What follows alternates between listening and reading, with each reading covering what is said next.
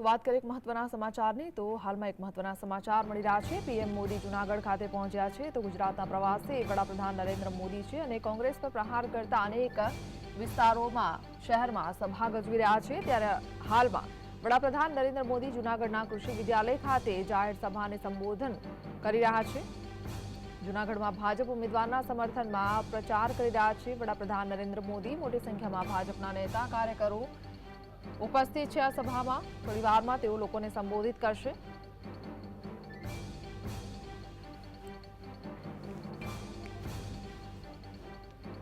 જૂનાગઢ કૃષિ વિદ્યાલય ખાતે જાહેર સભાનો કાર્યક્રમ હાલમાં ચાલી રહ્યો છે। વડાપ્રધાન નરેન્દ્ર મોદી ત્યાં પહોંચી ચૂક્યા છે।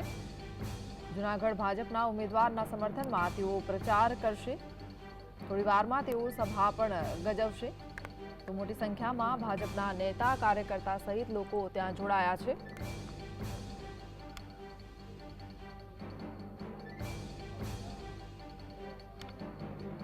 સભા સ્થળો પર વડાપ્રધાન નરેન્દ્ર મોદીનું આગમન થઈ ચૂક્યું છે। વિજય વિશ્વાસ સભાના માધ્યમથી સૌરાષ્ટ્રની 3 બેઠકોને તેઓ આવરી લેવાના છે। ગુજરાતમાં લોકસભા ચૂંટણીને હવે ગણતરીના દિવસો બાકી રહ્યા છે ત્યારે વડાપ્રધાન નરેન્દ્ર મોદી આજે પ્રચારનો બીજો દિવસ છે।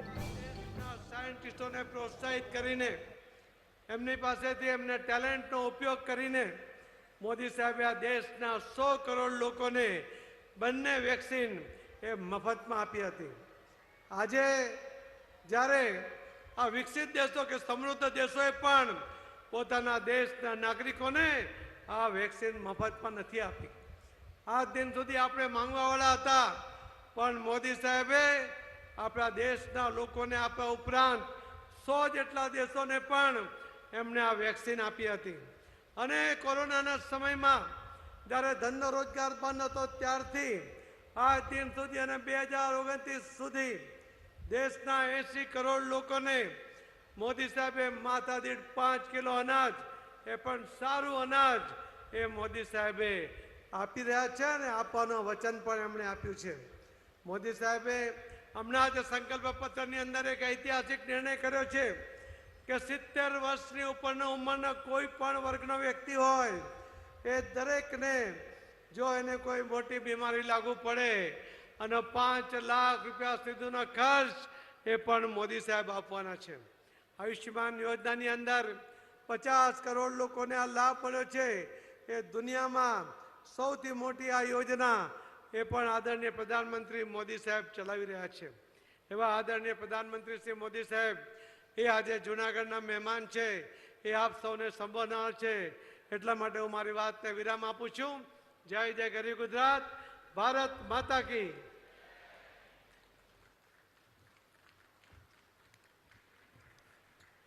આવો આપણે સૌ આમંત્રિત કરીએ દેશના પ્રધાન સેવકને કે તેઓ આપણને માર્ગદર્શન આપે। નરેન્દ્રભાઈ મોદી સાહેબ।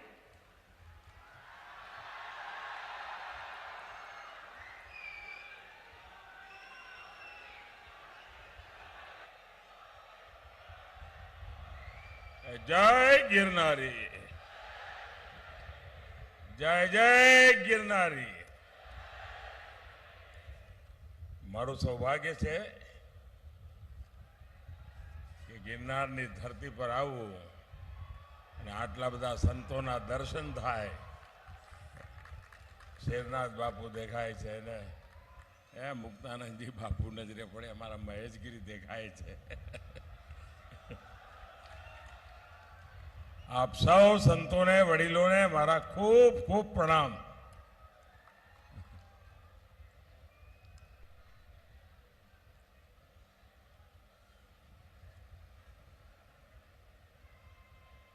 ગયા 2 દિવસથી ગુજરાતની જનતા જનાર્દનના દર્શન કરવાનું મને સૌભાગ્ય મળ્યું છે।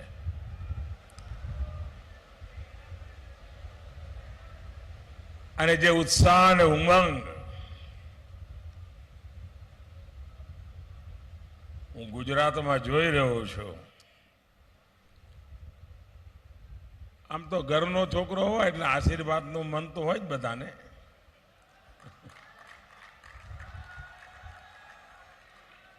પણ જે ઉત્સાહ અને ઉમંગ હું જોઈ રહ્યો છું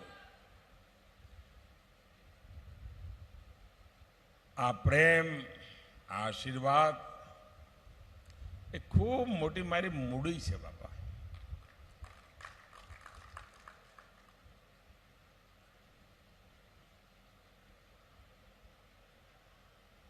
અને મને ગર્વ થાય કે જે જમીન પર બેસીને મેં આપ સૌના ચરણોમાં શિક્ષા દીક્ષા લીધી એ આજે દુનિયાની કસોટીએ પાર ઉતરી રહી છે.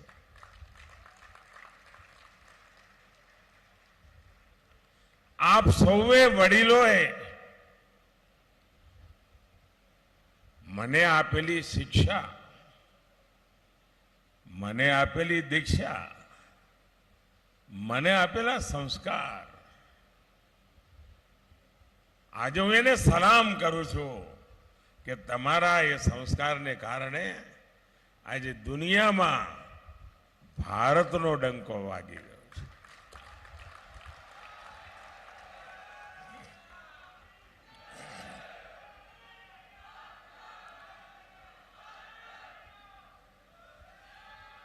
મહેનત કદાચ મારા નસીબમાં લખેલી છે, મહેનત કદાચ મારા સંસ્કારનો વારસો છે, અને મહેનત એ કદાચ મારી જવાબદારીની પ્રેરણા છે.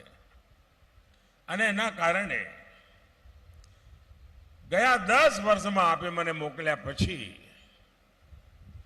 મેં ક્યારે પાછું વળીને જોયું નથી.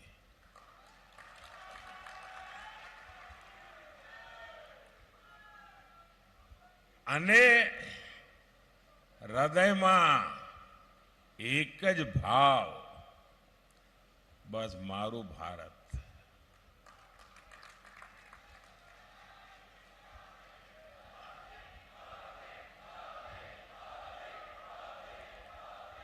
मेरा भारत, मेरा परिवार.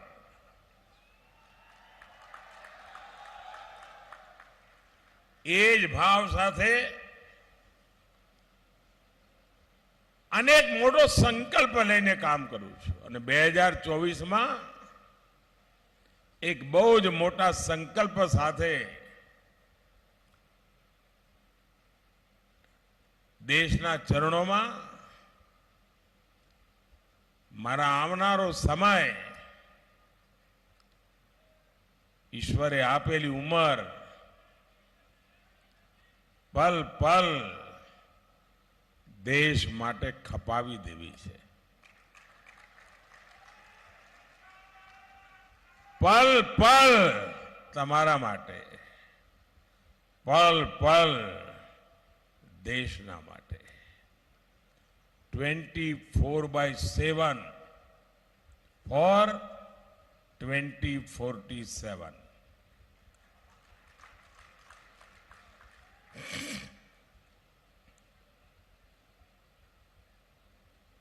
અને સપનું છે વિકસિત ભારતનું. 2047માં દેશ આઝાદીના 100 વર્ષ મનાવે ત્યારે વિશ્વ આખું એક અવાજે કહે કે ભારત દુનિયાનું વિકસિત રાષ્ટ્ર બની ગયું છે. અને ભારત વિકસિત ત્યારે જ બને કે 5 વર્ષ પહેલા મારું ગુજરાત વિકસિત બને.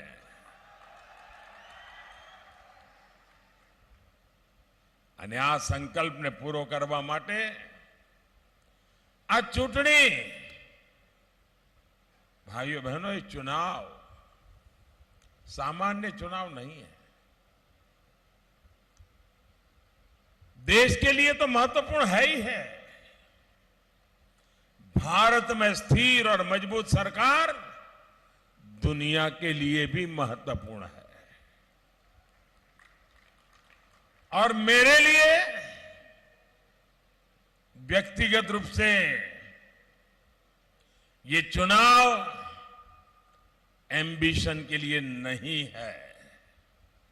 वो एम्बिशन तो 2014 में देश की जनता ने पूरा कर दिया. 2024 का ये चुनाव मोदी के एम्बिशन के लिए नहीं, मोदी के मिशन के लिए है। और मेरा मिशन है देश के उज्जवल भविष्य का। मेरा मिशन है देश को आगे ले जाने का। लेकिन कांग्रेस का एजेंडा क्या है?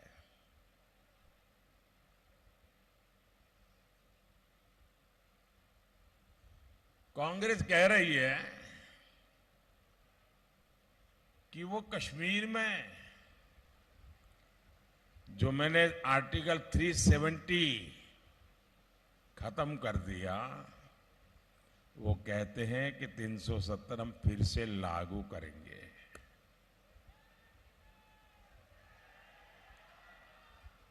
भाइयों बहनों, इस देश में जो लोग संविधान माथे पे लग करके नाच रहे हैं ना, उनकी सर्वसत्ता थी, पंचायत से पार्लियामेंट तक उनका राज था, कश्मीर में भी उनकी सरकारें थी, लेकिन वे कभी भी देश का संविधान सब जगह पे लागू नहीं कर पाए। मोदी के आने तक देश में 2 संविधान थे। एक संविधान से देश चलता था, दूसरे संविधान से जम्मू कश्मीर चलता था। क्या ये बाबा साहब आंबेडकर का अपमान नहीं था? क्या ये भारत के संविधान का अपमान नहीं था? क्या हिंदुस्तान के कोटि कोटि जनों का अपमान नहीं था? मैं सरदार पटेल की भूमि से आता हूं। अगर सरदार पटेल होते तो देश का संविधान जम्मू कश्मीर में भी शान से लगा होता। लेकिन जो काम सरदार साहब का अधूरा रह गया, ये धरती का संतान, आपका संतान, ये सेवक उसे पूरा कर पाया। 370 गई, 370 को जमीन में गाड़ चुका हूं। और मैं कांग्रेस के शाही परिवार को, कांग्रेस के शाहजादे को खुली चेतावनी देता हूं। अगर उनके हिडन एजेंडा है तो हिम्मत के साथ देश के सामने आके कहे कि वो धारा 370 फिर से लागू करेंगे। मैं देखता हूं बाबा साहब आंबेडकर का अपमान करने की उनमें कितनी ताकत है। અને આપણે ત્યાં તો કહે ને, ખેલ ખેલાડી ના ઘોડા અસવારો ના। और इसलिए उनका जो एजेंडा है वो समझने जैसा है। कांग्रेस का दूसरा एजेंडा सीएए, जो लोग हमारे पड़ोस के देशों में जो हिंदू हैं, जो भारत मां के संतान रहे थे, उनका एक ही गुना है कि वो हिंदू धर्म का पालन करते हैं, वो जैन धर्म का पालन करते हैं, बौद्ध धर्म का पालन करते हैं, ईसाई धर्म का पालन करते हैं, पारसी धर्म का पालन करते हैं। इसलिए वहां पर उन पर जुल्म होता है, वहां से उनको भगा दिया जाता है। उनके लिए तो एक ही सहारा है, ये मां भारती की गोद। कहां जाएंगे? उनको मताधिकार देने का मैंने नागरिक का कानून बनाया, वो कहते उसको भी खत्म करेंगे, दोबारा हम पूरी तरह से दिलाएंगे। मैं वो भी कांग्रेस को चुनौती देता हूं, उनके सारे चट्टे बट्टे को चुनौती देता हूं। अब देश में से न फिर से 370 ला पाओगे, न सीएए हटा पाओगे। मैंने 3 तलाक कानूनी रूप से उस पर प्रतिबंध लगा दिया, ताकि मेरे देश की मुसलमान बेटियों को सम्मान से जीने का हक मिले। कोई सरफरा 3 बार तलाक बोल दे और उस बच्ची की जिंदगी बर्बाद हो जाए, और सिर्फ बच्ची की नहीं, उसके माँ बाप भाई बहन जिन्होंने उसको शादी करके ससुराल भेजा था, जब बेटी वापस लौटेगी तो उस परिवार का क्या होगा। मैं उन सब की रक्षा करना चाहता था, और इसलिए मैंने 3 तलाक पर रोक लगाने का कानून बना दिया। मैं कांग्रेस को चुनौती देता हूं, शाहजादे को चुनौती देता हूं, हिम्मत है तो खुल करके कहिए कि दोबारा 3 तलाक की मुक्ति दे देंगे और वोट के लिए 3 तलाक अलाउ कर देंगे। ये मोदी है, मुकाबला नहीं कर पाओगे। कांग्रेस के एक सांसद दक्षिण भारत को अलग करने की मांग कर रहे हैं। देश को इतना बांटा, कितना बांटोगे, राजनीति इतनी घिर गई है आप लोगों की। इंडिया अलायंस की पार्टनर पार्टियां भी विभाजन की बात करती हैं। साथियों, कांग्रेस के लोगों को विभाजन की मानसिकता विरासत में मिली हुई है।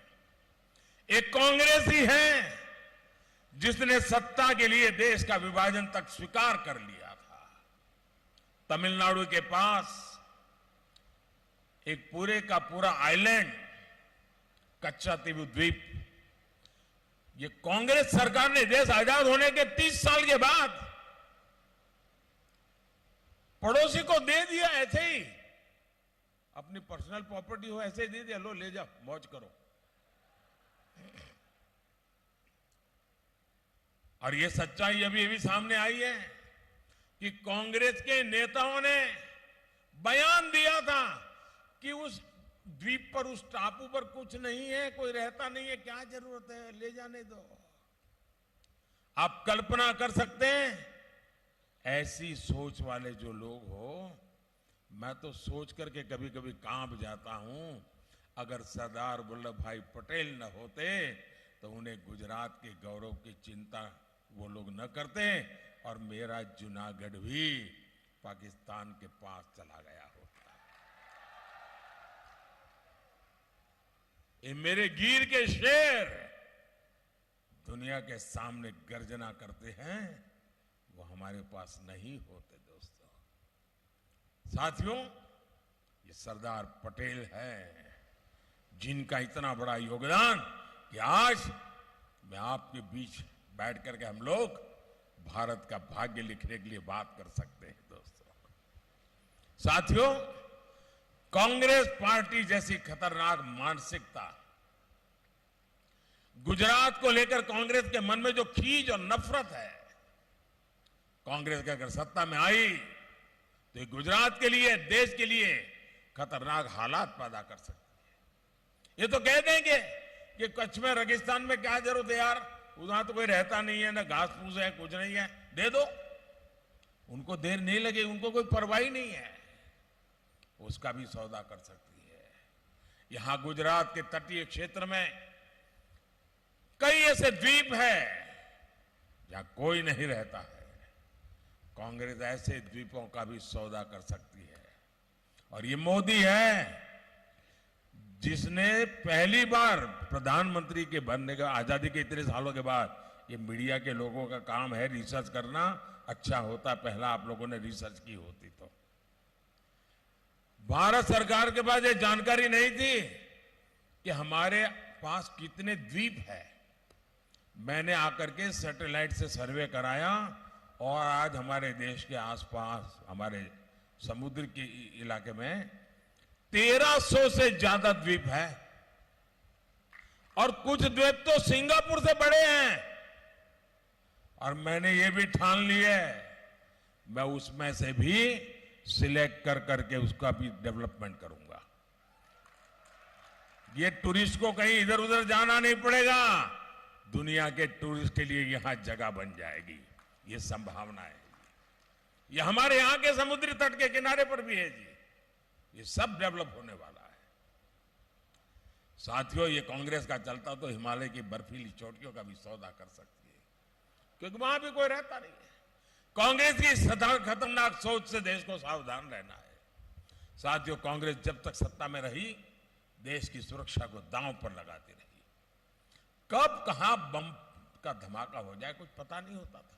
और जो यहां नौजवान है ना, जो 20, 22, 25 साल के हैं, जो पहली बार वोट करने जाने वाले हैं, 10 साल पहले देश का क्या हाल था उनको ध्यान में नहीं होगा, क्योंकि उस समय उनकी उम्र 8 साल, 10 साल, 12 साल रही होगी। आपको याद होगा, हवाई जहाज में जाओ, एयरपोर्ट पर जाओ, रेलवे स्टेशन पर जाओ, बस स्टेशन पर जाओ, माइक पर से सूचना आती थी 24 घंटे कि अगर आपको कहीं कोई लावारिस चीज दिखाई दे तो हाथ मत लगाना, कहीं कोई लावारिस बैग पड़ी है तो पुलिस को जानकारी देना, हाथ मत लगाना, कहीं कोई टिफिन का डिब्बा है, कहीं कोई बड़ा खिलौना पड़ा है, हाथ मत लगा। क्यों? डर रहता था बम का धमाका होगा, उसमें बम रखा होगा। ये सूचनाएं 2013-14 तक चलती रहती थी। गुजरात के इस बेटे को आपने बिठाया ना, ये खबरें बंद हो गई कि नहीं हो गई? कभी पढ़ा सुना क्या? लावारिस लावारिस लावारिस को सुना गया? वही लावारिस हो गए जो लावारिस की कथाएं करते थे। साथियों, सीमा पार से गोलीबारी होती थी। हमारे सैनिकों को जवाबी फायरिंग के लिए दिल्ली से इंतजार करना पड़ता था। जवान शहीद होते थे, लेकिन कार्रवाई के लिए दिल्ली परमिशन नहीं देता था। कांग्रेस सरकार पहले पाकिस्तान परस्त गिरोह को और देखती थी, उनके इशारों पर देश के फैसले होते थे। वो इकोसिस्टम आज मौके की तलाश में है कि कांग्रेस आए तो उनके जीवन में फिर से एक बार बहार आ जाए। लेकिन क्या देश ऐसे दिन फिर से आने देगा? क्या देश ऐसे दिन फिर से देखना चाहता है? क्या ऐसे लोगों को फिर से एंट्री मिलेगी क्या? और इसलिए आप देखिए, सोशल मीडिया पर उनकी बेचैनी देखिए। पूरी ताकत लगाकर फर्जी फेक प्रोपेगेंडा, खुद का चेहरा चल नहीं रहा है तो मोदी का चेहरा और उसके अंदर आर्टिफिशियल इंटेलिजेंस झूठ फैला दे रहा। बीजेपी के नेताओं का चेहरा, उनके मुंह में कुछ झूठ फैला देना, और देश भर में यही खेल खेल रहे थे। दुकानें मोहब्बत की खोलते हैं और फर्जी माल बेचने का खेल खेल रहे हैं। साथियों, कांग्रेस अब अपना नकाब उतारकर अपने असली रंग में आ चुकी है। पहले कांग्रेस पार्टी ने अयोध्या में 500 साल के बाद भगवान राम का मंदिर बन रहा था।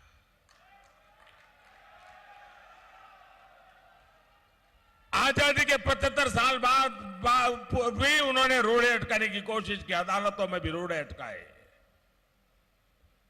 लेकिन ये मेरा सौभाग्य है, आपके आशीर्वाद है, अयोध्या में भव्य राम मंदिर बन गया। लेकिन जब उसके प्राण प्रतिष्ठा में उनको निमंत्रण दिया, उसको भी उन्होंने ठुकरा दिया। ये कौन सा संस्कार है? मैंने मंच पर आते ही जब संतों को देखा तो पहले सर झुका करके नमन किया मैंने। हमारे संस्कार, हमारी संस्कृति, हमारी परंपरा। साथियों, कांग्रेस ने ये क्यों ठुकरा दिया, उसकी वजह भी अब खुल करके बता दी। कांग्रेस ने कहा है, उनके अध्यक्ष ने कहा है कि उसका मकसद भगवान राम को हराना है। आपने सुना होगा। और ये बयान कांग्रेस के राष्ट्रीय अध्यक्ष ने दिया है। और शिव राम को हराएंगे ऐसा जोड़ देते हैं, यानी समाज में भी बांटने की बात करते हैं। यानी कांग्रेस पार्टी लोग लोकतंत्र का चुनाव नहीं लड़ रही है। कांग्रेस के लिए ये चुनाव भगवान श्री राम के खिलाफ लड़ाई का चुनाव बना दिया है। मैं इनसे पूछना चाहता हूं, भगवान राम को हराकर जरा बताएं ये किसको जिताना चाहते हैं? कोई मुझे बताए, भगवान राम हारने का मतलब कौन जीतेगा? क्या सोचते हैं लोग? और इसी सोच के साथ मुगलों ने 500 साल पहले राम मंदिर को गिराया था। यही सोच लेकर हमारे सोमनाथ मंदिर को ध्वस्त किया था। और हमारे देश के वीरों ने 17 बार सोमनाथ के अंदर कैसी लड़ाई लड़ी थी, बलिदान दिए थे। और कांग्रेस पार्टी अब इसको हरा देंगे, अब इसको तोड़ देंगे, इसको फोड़ देंगे, क्या भाषा बोल रहे हैं? साथियों, कांग्रेस के लिए चुनाव जीतने का नहीं, अपना वजूद बचाने का चुनाव है। और इसलिए कांग्रेस अपना अस्तित्व बचाने के लिए मजहबी वोट बैंक के तुष्टीकरण में पूरी ताकत से उतरी है। और हमारा कांग्रेस के बीच में फर्क साफ है। उनके लिए तुष्टीकरण सब कुछ है, हमारे लिए संतुष्टिकरण सब कुछ है। हम देशवासियों को संतुष्टिकरण के लिए काम करते हैं।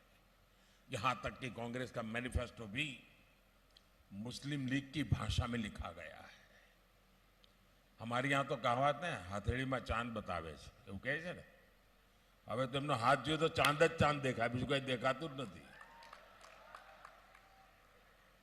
कर्नाटका में कांग्रेस ने ओबीसी समाज का आरक्षण धर्म के आधार पर मुसलमानों को दे दिया। जब देश का संविधान बना था, महीनों तक चर्चा चली थी और देश के संविधान के निर्माता, और उस समय कोई उसमें आरएसएस बीजेपी वाला नहीं था, कांग्रेस के मूर्धन्य नेता थे, डॉक्टर बाबा साहब आंबेडकर जी थे। और महीनों तक चर्चा करके तय किया था कि हिंदुस्तान में धर्म के नाम पर आरक्षण नहीं दिया जाएगा, धर्म के आधार पर आरक्षण नहीं दिया जाएगा। दलितों को, आदिवासियों को, बख्शीपंथ पिछड़ों को यह सामाजिक कारणों से आरक्षण दिया गया। लेकिन कांग्रेस ने क्या किया? कर्नाटका में रातों रात एक फतवा निकाला और एक ऑर्डर निकाला, और कर्नाटका में भी जितने भी मुसलमान हैं सबको ओबीसी घोषित कर दिया। और ओबीसी को जो वहां 27% आरक्षण मिला था, उसका बड़ा हिस्सा लूट लिया। क्यों? उनके दिमाग में सिर्फ अपनी वोट बैंक भरी हुई थी। ये कोशिश कांग्रेस ने आंध्र में भी की थी। और अब कांग्रेस संविधान बदलकर पूरे देश में दलितों, आदिवासी और पिछड़ों का आरक्षण कम करके उनको छीनने का और बांटने का संकल्प लेकर के बैठी हुई है। लेकिन मोदी ने खुले मन से जनता के बीच कांग्रेस की इस साजिश को देश के सामने ला दिया है। मैंने गारंटी दी है कि एससी, एसटी, ओबीसी को मिले आरक्षण को अब कोई भी हाथ नहीं लगा सकता। और मोदी जिंदा है तब तक धर्म के आधार पर आरक्षण नहीं करने देगा। भाइयों और बहनों, मैं पिछले 9 दिनों से कांग्रेस को 3 चुनौतियां दे रहा हूं। मेरी पहली चुनौती है, कांग्रेस लिख करके दे कि वो देश में संविधान बदलकर धर्म के आधार पर मुसलमानों को आरक्षण नहीं देगी। मेरी दूसरी चुनौती है, कांग्रेस लिख करके दे कि वो एसटी, एससी, ओबीसी और सामान्य समाज को जो 10% गरीबों को मिलता है, संविधान से मिला आरक्षण का अधिकार नहीं छीनेंगे। मेरी तीसरी चुनौती है, कांग्रेस लिख करके दे कि जिन राज्यों में कांग्रेस की सरकार है, वहां वो कर्नाटका का जो मॉडल है, ओबीसी को काट करके धर्म के आधार पर आरक्षण देने का, वो किसी भी अपने साथियों की सरकारों में, राज्यों में इस प्रकार का पाप नहीं करेंगे, ये देश को लिख करके दे। मैं लगातार बोल रहा हूं, चुप बैठे हैं, मतलब उनका ये हिडन एजेंडा है, मतलब उनकी सोच में कोई खोट है। और इसलिए मैं आपको चेताने आया हूं कि हम ये पाप उनको नहीं करने देंगे। और कांग्रेस मेरी चुनौतियों से भाग रही है, और कांग्रेस जैसे ही वो कुछ भी बोलेगी, कांग्रेस का हिडन एजेंडा सामने आ जाएगा। साथियों, जूनागढ़ समेत ये सारा क्षेत्र हमारा समुद्री तट का इलाका है। मैं समझता हूं देश के विकास में कोस्टल इकोनॉमी की बहुत बड़ी भूमिका है। हम ब्लू इकोनॉमी पर बल दे रहे हैं। कांग्रेस जब तक यहां रही, उसने गुजरात के तटीय क्षेत्रों का विकास की तरफ अनदेखा किया। हमारी सरकार ने पहली बार गुजरात की कोस्टल इकोनॉमी को समृद्ध बनाने की दिशा में काम किया। ये भाजपा ही सरकार है जिसने पहली बार मछुआरों को किसानों की तरह किसान क्रेडिट कार्ड की सुविधा दी। हम लगातार तटीय इलाकों में इंफ्रास्ट्रक्चर के विकास पर फोकस कर रहे हैं। सूत्रापाड़ा, माडवाड़ा, नवल बंदर और वेरावल पोर्ट, इसको हम डेवलप कर रहे हैं। 22 हेक्टेयर में 7,000 से ज्यादा नावों की क्षमता वाला फिशिंग हार्बर तैयार किया जा रहा है। ऐसे ही प्रयासों से पिछले 20 वर्षों में गुजरात का मछली निर्यात 8 गुना से अधिक बढ़ गया है। आज गुजरात जापान को भेजी जाने वाली सुरीमी का प्रमुख उत्पादक है। अब बीजेपी ने अपने संकल्प पत्र में मछुआरों की आर्थिक समृद्धि की गारंटी दी है। हमारा संकल्प है कि पीएम मत्स्य संपदा योजना का विस्तार करेंगे। हमारा संकल्प है कि मछुआरे भाई बहनों के लिए बीमा कवरेज मिलेगा। हम उसको बढ़ाना भी चाहते हैं। हम प्रोडक्शन और प्रोसेसिंग क्लस्टर भी बनाएंगे और सीवीड की खेती को भी बढ़ावा देंगे। यानी देश की आजादी के बाद हमारे समुद्री तट थे, इतना बड़ा समुद्री तट हिंदुस्तान का, लेकिन अलग फिशरमैन के लिए मिनिस्ट्री नहीं थी। पहली बार बीजेपी ने मछुआरों के लिए अलग मंत्रालय बनाया है, क्योंकि हम ब्लू इकोनॉमी को, मछुआरों के जीवन को, हमारे कोस्टल को हर प्रकार से डेवलप करना चाहते हैं, उनके जीवन में बदलाव लाना चाहते हैं। साथियों, गुजरातनी धरती, મને યાદ છે હું જ્યારે ગુજરાતનો મુખ્યમંત્રી હતો અને બહાર જઈને વાત કરું કે અમારું બજેટ મોટું પાણીમાં જાય છે, કારણ કે ગુજરાતમાં 10 વર્ષમાં 7 વર્ષ દુષ્કાળ પડે, પાણી વિના આપણે બલખા મારતા હોઈએ, એવા આપણા દિવસો।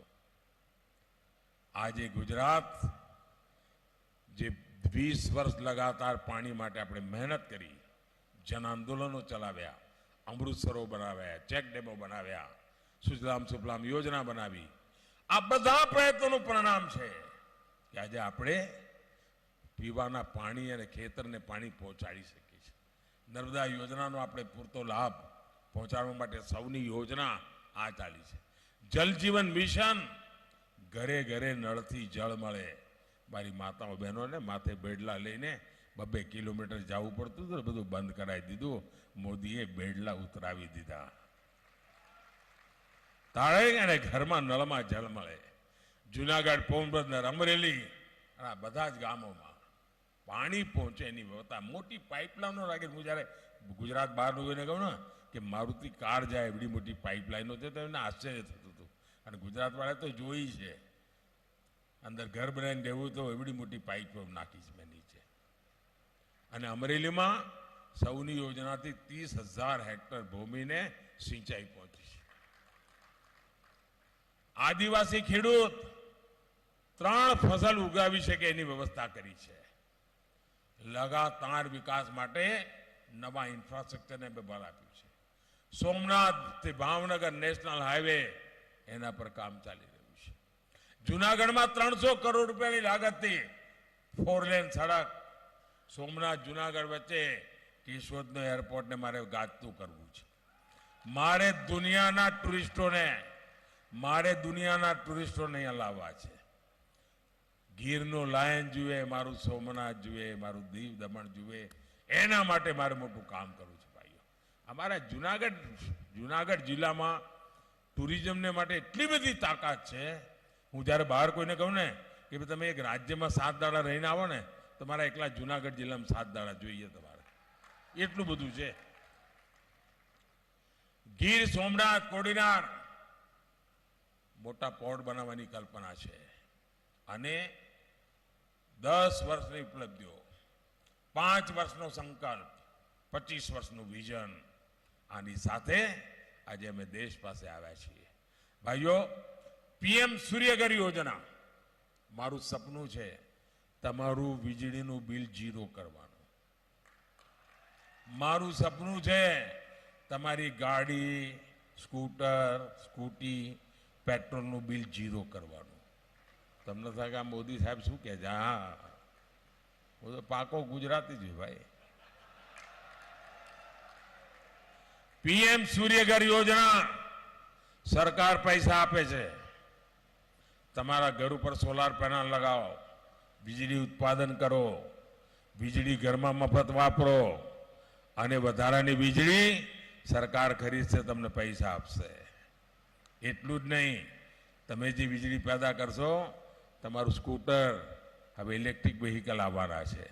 સ્કૂટર, ગાડી, સ્કૂટી ઇલેક્ટ્રિક ચાર્જ થાય, પછી તમે અહીંથી રાજકોટ જાઓ, ભાવનગર જાઓ, જામનગર જાઓ, અમદાવાદ જાઓ, બાપુડી લહેરે લહેર, 1 રૂપિયાનો ખર્ચો નહીં. બધું કાના માતા વગર મફત.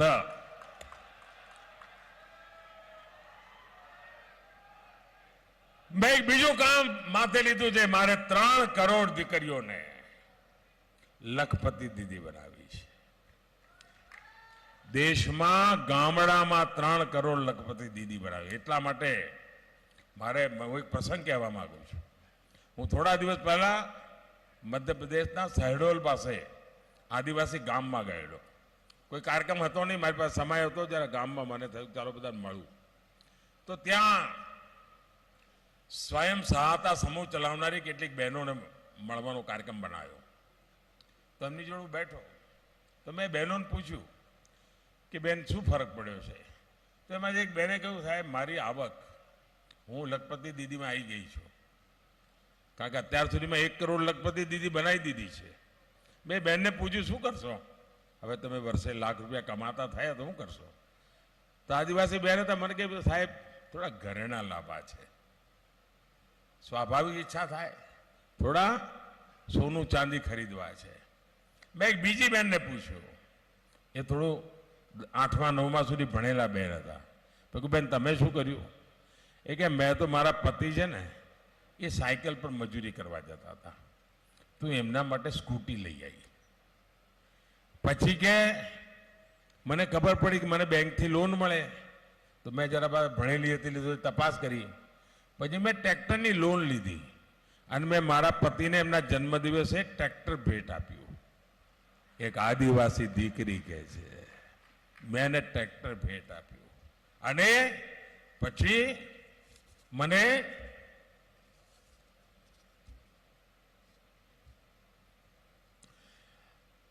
એના મેં ટ્રેક્ટર લઈને આપ્યું અને કે હું જે કામ કરીએ છીએ, અમે ટ્રેક્ટરથી ખેતરમાં મજૂરી કરીએ છીએ, તો અત્યાર સુધીમાં લગભગ અમારી બેંકની લોન પૂરી થવા આવી છે, 1 વર્ષમાં પૂરી થઈ જશે.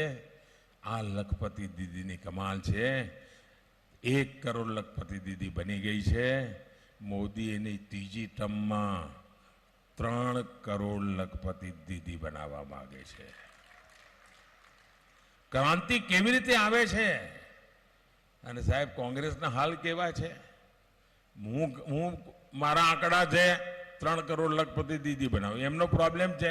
મેં એક સભામાં પૂછ્યું, મેં કહ્યું બોલો ભાઈ, તમને પૂછ્યું, ચલો ને આપણા ગુજરાત વાળા, બોલો આવડો મોટો દેશ કોઈ અજાણ્યા માણસને તમે આપી શકો? જરા જોરથી બોલો ને ભાઈ, આપી શકો? અત્યારે અમારી સામે જે લોકો ચૂંટણી લડે છે, ભારતમાં બહુમતી જોઈતી હોય, સરકાર બનાવી હોય, તો તમારે 272 સીટ જીતવી પડે, ઓછામાં ઓછી 272 તમારી પાસે જોઈએ. ભાજપ સિવાય એકે પાર્ટી 272 સીટ જ નથી લડતી. બોલો હવે એમનું શું થાય? અને છતાંય બસ પીએમ બનવું છે. હવે મને કહો, જેને તમે જાણ્યો હોય, પારખ્યો હોય, એને તમે પીએમ બનાવો કે ના બનાવો? આવડો મોટો દેશ એને જ સોંપો ને. જેને જેનો રેકોર્ડ જ ખબર ના હોય એને તમે પીએમ બનાવી શકો? હવે એમને મેં જરા પૂછ્યું કે ભાઈ તમે કહો તમારા કોણ માણસ છે, કોને સોંપે દેશ? ચલો નામ તો આપો એક. તો એમણે શું ફોર્મ્યુલા કાઢી છે કે અમે બધી પાર્ટીઓ ભેગી થઈને દર વર્ષે એક પ્રધાનમંત્રી, બીજા વર્ષે બીજો, ત્રીજા વર્ષે ત્રીજો, 5 વર્ષમાં 5. હવે આ લોકોને મારે કેમ સમજાવવું? આપણે ત્યાં ગુજરાતમાં તો કે 10 ખેડૂતો હોય, 2 એકર જમીન હોય, એમને થાય કે આપણે પાણીની વ્યવસ્થા કરવી જોઈએ. એટલે 10 ખેડૂતો ભેગા થયા. ભેગા થઈને એમણે પાણીનો ટ્યુબવેલ કરવાનો વિચાર કર્યો. તો કોઈ જાણકાર માણસને બોલાયો.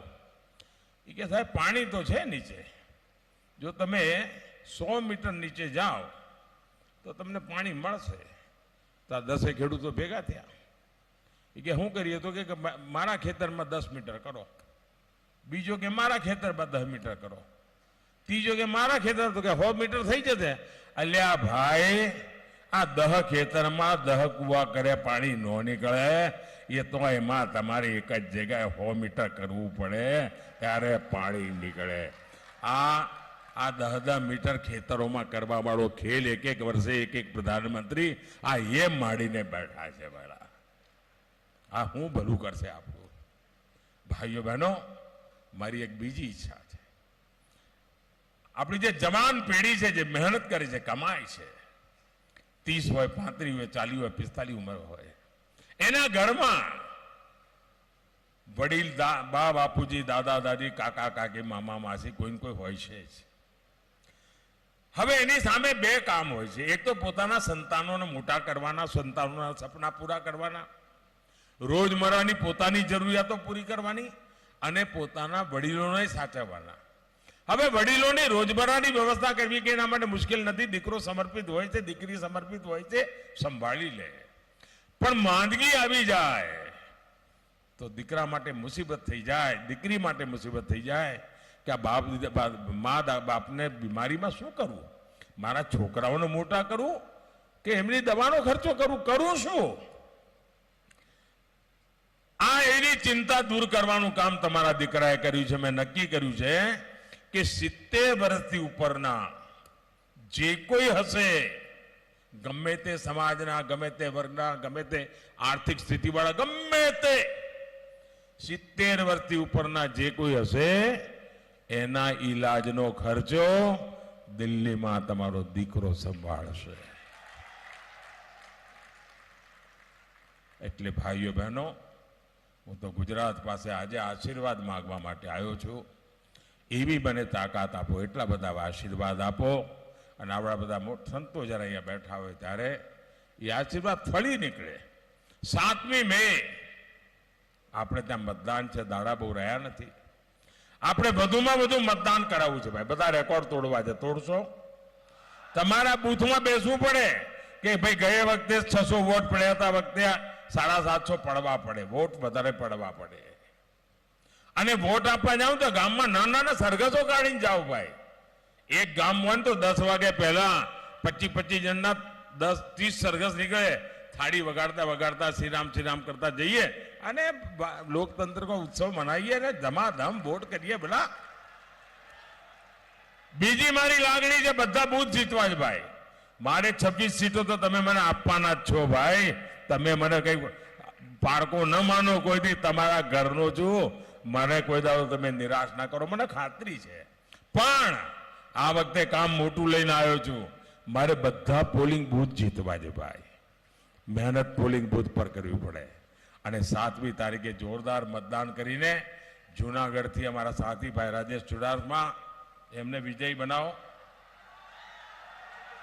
ઉભા થાવ ભાઈ. એટલે જરા હા, પોરબંદરથી અમારા મનસુખભાઈ માંડવિયા, અમરેલીથી અમારા ભરતભાઈ સુતરિયા, અને માણાવદર વિધાનસભા સીટના બાય ઇલેક્શનમાં અમારા ભાઈ અરવિંદભાઈ, અમારા જૂના સાથી, એમને વિજયી બનાવો અને ભારે મતોથી વિજયી બનાવો, એ જ મારે અપેક્ષા. બોલો ભારત માતા કી, ભારત માતા કી, ભારત માતા કી.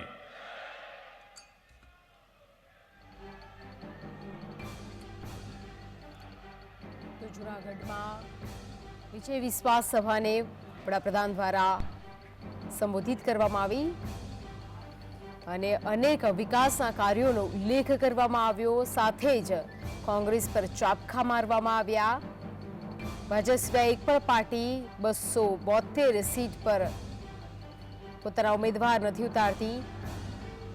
એક વર્ષ પર એક પ્રધાનમંત્રી બનાવવાના વિચારને લઈને પણ વિપક્ષ પર ચાબખા માર્યા હતા. 1 કરોડ લખપતિ દીદી બનાવવાની નેક્સ્ટ એજન્ડાની પણ વાત કરી હતી. ભાજપ સિવાય એક પણ પાર્ટી 272 સીટ પર ચૂંટણી નથી લડતી તેવું વડાપ્રધાન દ્વારા જણાવવામાં આવ્યું હતું. તો ભારે જનમેદની પણ અહીંયા જોવા મળી હતી. ભર બપોરે પણ લોકોમાં અનેરો ઉત્સાહ જોવા મળ્યો હતો. કોંગ્રેસી વોટ બેંકને લઈને પણ કટાક્ષ કરવામાં આવ્યો હતો. વોટ બેંકની રાજનીતિ જે વિપક્ષ દ્વારા કરવામાં આવી રહી છે તે પ્રકારે પણ ઉલ્લેખ કરવામાં આવ્યો હતો. વડાપ્રધાને જે ઉમેદવારો છે તેમને જીતાડવા માટે ફરી એકવાર જનતાને અપીલ કરી છે. તો 7 તારીખે જ્યારે ગુજરાતમાં 3જા તબક્કાનું લોકસભાની ચૂંટણીનું મતદાન યોજાવાનું છે ત્યારે શ્રીરામના નામ સાથે વોટ આપવા લોકોને અપીલ કરી હતી.